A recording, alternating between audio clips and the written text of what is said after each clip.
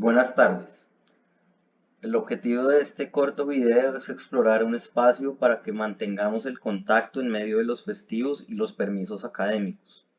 Asimismo, ofrecer algunos elementos para encuadrar las lecturas para la próxima sesión en el marco de los temas de nuestro curso.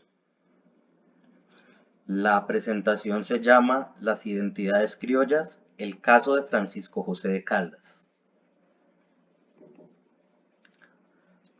La sesión pretende explorar la pregunta de cuál es el carácter de las identidades americanas en el periodo colonial. Una manera como se suele tratar este problema es preguntándose por el asunto de la identidad criolla, es decir, el debate en torno a si los llamados criollos habían construido para finales del siglo XVIII y principios del XIX una identidad que los hiciera sentir propiamente americanos, de manera independiente a ser españoles. Es evidente que esta pregunta es excluyente de las otras castas, tema que también trataremos. Hay mucho debate en torno a este asunto y diferentes maneras de abordarlo. El relato tradicional, que sirve de apoyo a las historias patrias de la República que surgieron en las independencias hispanoamericanas, afirma que los criollos fueron progresivamente ganando conciencia de su condición de americano, lo cual los llevó a independizarse y a formar nuevas comunidades políticas. Este punto de vista afirma entonces la preexistencia de una identidad nacional a la formación republicana que además sería su causa. Es decir, que antes de que existieran las naciones americanas, ya había algo así como una identidad americana que permitió que éstas se formaran. Esta postura es muy discutida por la historiografía actual. La llamada crítica revisionista, afirma que allí existe una visión teleológica de la historia, que pretende ver ya en el punto de partida el punto de llegada, la nación. Es decir, que pretende direccionar o hacer una lectura de acuerdo con la cual la historia ya tiene un destino prefijado, un punto de llegada prefijado, y que este sería justamente la nación. De esta manera, los tópicos como los de la existencia previa de unas identidades nacionales o la influencia de ideas extranjeras difundidas a partir de la lectura de libros provenientes de Europa perdieron su poder explicativo y abrieron la puerta a la investigación sobre las causas, conceptos y métodos que puedan ayudar a resolver este interrogante. Así, algunas de las implicaciones de la crítica revisionista afectan directamente nuestro tema de estudio. De esta discusión surgen preguntas como: ¿es posible hablar de una identidad americana previa al surgimiento de las repúblicas hispanoamericanas? ¿O puede afirmarse que los sujetos de la sociedad colonial son latinoamericanos, así como decimos que nosotros lo somos? El caso de Francisco José de Caldas es interesante para abordar esta cuestión. El sabio, como se lo conoce popularmente, es un prócer del proceso de independencia y es recordado por haber sido ejecutado bajo órdenes de Pablo Morillo. Durante la formación de la Primera República de Colombia, conocida como la Gran Colombia, se construyó de él una imagen de sabio solitario, una especie de Galileo, que hizo su obra a pesar de la represión del Imperio Hispano. En concreto, podríamos decir que Caldas es un caso particular del relato que afirma la precedencia de la nación al proceso de independencia, es decir, Caldas sería uno de estos sujetos que progresivamente habría tomado conciencia de la injusticia del régimen en el que se encontraba y que por tanto habría defendido con su muerte la necesidad de transformarlo. Por el contrario, cuando se revisan algunos aspectos de su vida y su producción científica, nos damos cuenta de que el asunto es mucho más complicado de lo que parece. Caldas no cuestionó su pertenencia al Imperio Hispánico, sino hasta bien entrado el proceso de independencia. Sin embargo, esto no quiere decir que no haya percibido su pertenencia a la monarquía hispana de manera compleja y contradictoria.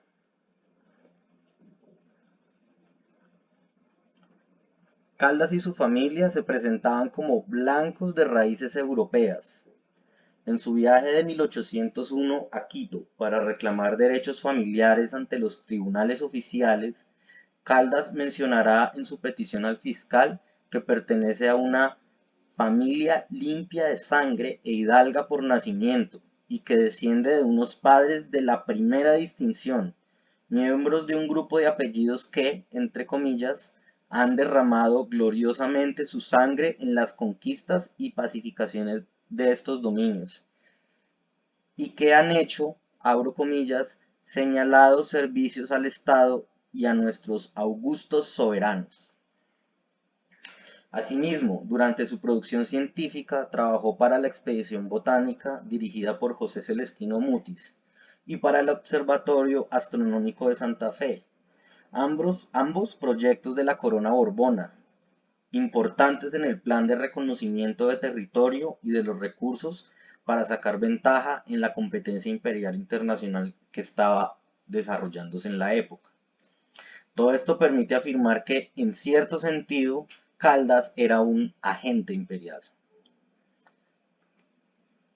De la misma manera, sus escritos científicos, así como sus memorias, informes, presentados a Mutis, y como en sus artículos publicados en la revista que él dirigía llamada Seminario del Nuevo Reino de Granada, se pueden encontrar múltiples expresiones monarquistas de reconocimiento de fidelidad a la corona y de su condición de súbdito.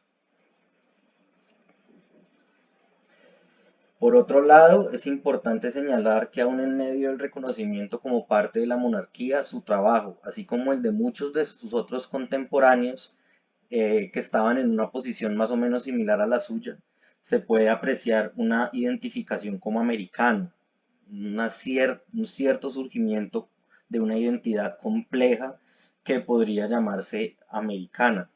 Esto es, un reconocimiento de la diferencia que su posición en América tenía en relación con la que tenían los españoles en la metrópoli, pero también un reconocimiento de la diferencia que su posición como blanco de raíces europeas tenía en relación con los miembros de las otras castas.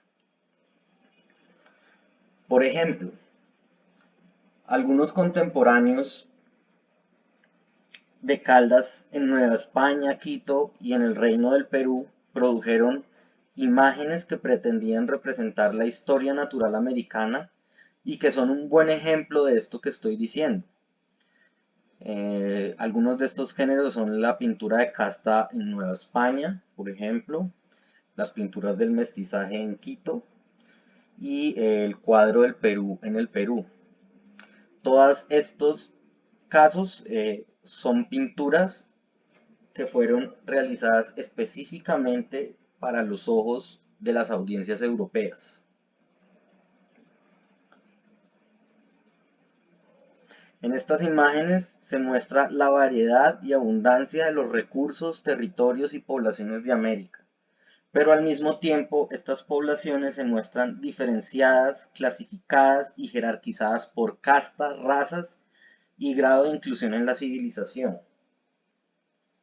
Estas operaciones muestran la posición compleja en la que se encontraban los criollos, pues afirman su pertenencia a América, exaltan las riquezas de este continente ante los ojos europeos y al mismo tiempo resaltan su diferencia y superioridad en relación con los otros reinos y en relación con los miembros de las otras castas que consideran menos civilizadas.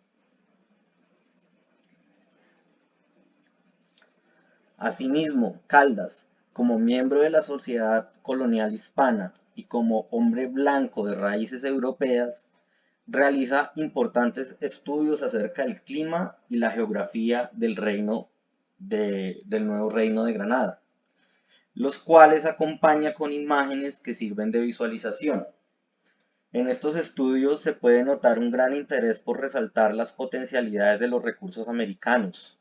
De hecho, se reconoce que de manera independiente y autónoma postuló una nueva disciplina científica llamada la geografía de las plantas o la fitogeografía, y esto lo hizo al mismo tiempo que lo hacía Alexander von Humboldt. Asimismo escribió artículos como el que leeremos para nuestra próxima sesión, El influjo de la geografía en los seres organizados, en los que participaba de manera notable en la llamada disputa sobre el Nuevo Mundo.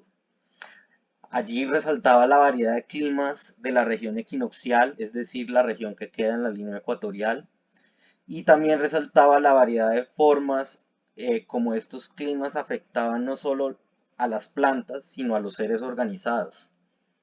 De esta manera argumenta a favor de las posibilidades que tenía América y en especial la Nueva Granada de hacer parte de la civilización europea. De esta manera podemos llegar a una pequeña conclusión provisional que seguiremos explorando en la sesión cuando estemos ya discutiendo concretamente el texto.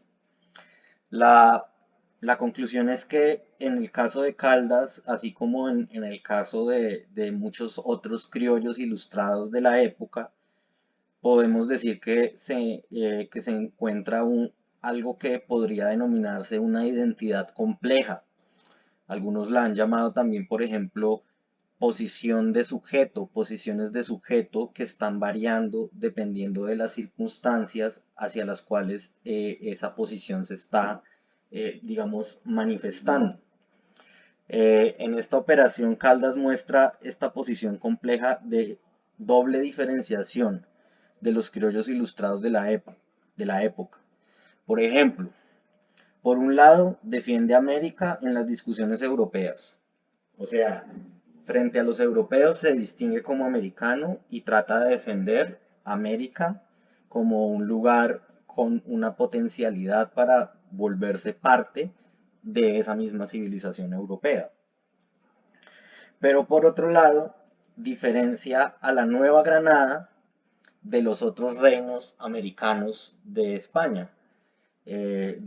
Trata de mostrar que la Nueva Granada tiene mejores posibilidades de destacar frente a los otros reinos de la corona, como podría ser Nueva España o como podría ser el Reino del Perú.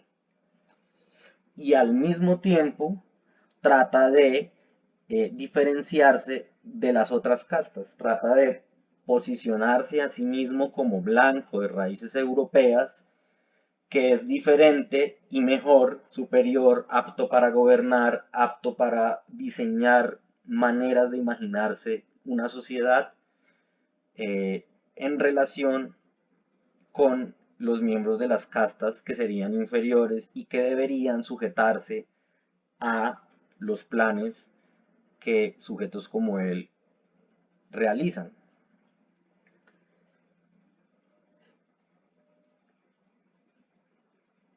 Así que trataremos de explorar de una manera mucho más compleja y más matizada en qué consiste la diferenciación que Caldas trata de construir para ponerse a sí mismo por encima de las otras castas. Veremos que en el caso concreto del texto que queremos leer, esto tiene que ver con eh, el influjo del clima en los seres organizados. De acuerdo con esto, los habitantes de las tierras altas, que serían habitantes de tierras templadas, semejantes, en climas semejantes al clima europeo, serían más aptos para la civilización, mientras que los habitantes de las tierras bajas, en donde propiamente hay clima tropical que no es favorable a la civilización, eh, estos habitantes tendrían que ser adaptados y ser incluidos en el orden colonial por medio de otro tipo de medidas, tal vez medidas coercitivas y medidas de control. Espero que este pequeño video haya servido para dejar como para contextualizar y para dejar algunos temas planteados para que podamos profundizar sobre ellos en la sesión. y espero que si tienen algunas dudas, preguntas o comentarios las puedan hacer en el espacio que vamos a habilitar para ello, eh, en donde expondremos el video. Les agradezco mucho su atención y espero que tengan un feliz resto de semana.